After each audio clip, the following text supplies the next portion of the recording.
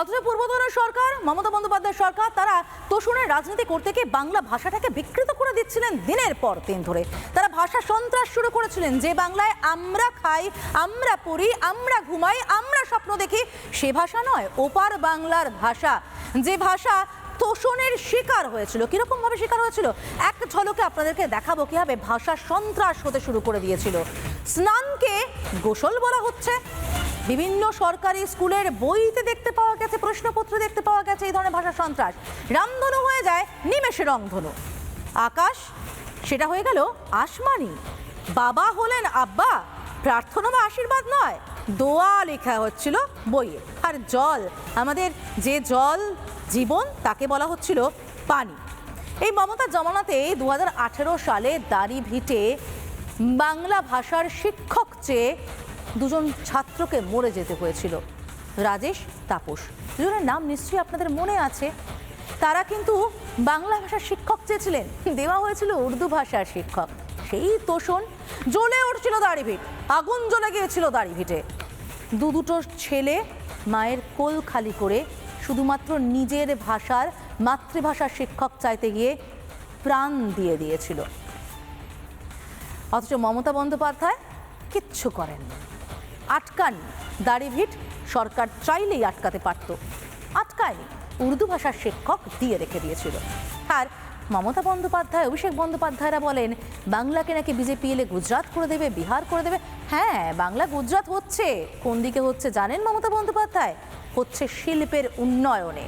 বাংলা এগোচ্ছে গুজরাটের শিল্প পথে।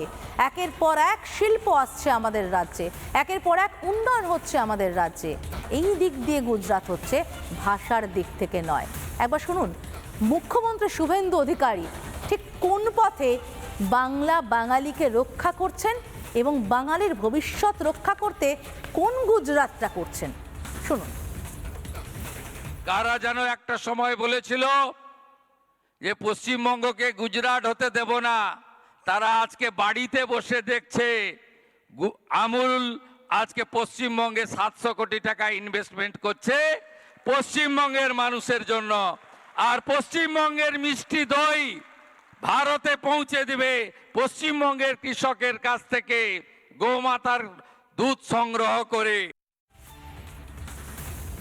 বাংলা ভাষাকে ভাষার জায়গায় রাখা হয়েছে। বাঙালিকে তাদের নিজের ভাষা, নিজের চেতনার ভাষা, সেই ভাষাতেই বাঁচার সুযোগ দেওয়া হয়েছে। বাংলা আর বাঙালির এত বড় রক্ষা এর আগের কোন সরকার করেছে আমার তো জানা নেই।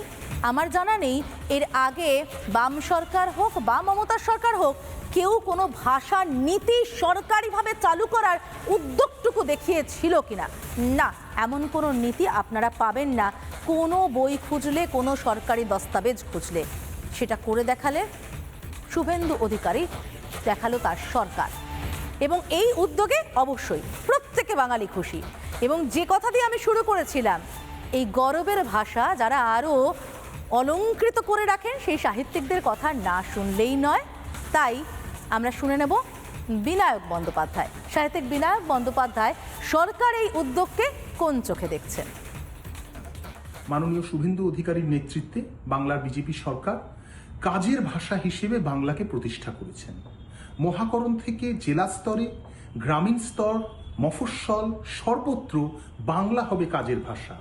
যারা বড় বড় কথা বলতেন, যারা বাংলার ঠেকা নিয়েছিলেন, যারা বাঙালির দায়িত্ব নিয়েছিলেন, যারা বাংলার সব জলাজমিগুলো বুঝিয়ে বাংলায় কত মাছের চাষ হতো এগুলো বোঝাতেন, যারা বাংলার সব মাঠগুলো দখল করে খেলা বন্ধ করে দিয়ে সেখানে বড় বড় প্রমোটিং করতেন, সেই সব রাজা মহারাজাদের বিদায় ঘটেছে। জনগণের সরকার এসছে পশ্চিমবাংলায়। নানা ধরনের কন্টেন্ট দেখার জন্য লাইক করুন, শেয়ার করুন আমাদের ফেসবুক পেজ, সাবস্ক্রাইব করুন আমাদের ইউটিউব চ্যানেল। পাশাপাশি অন্যান্য ব্রেকিং নিউজের জন্য অবশ্যই চোখ রাখুন রিপাবলিক বাংলায়।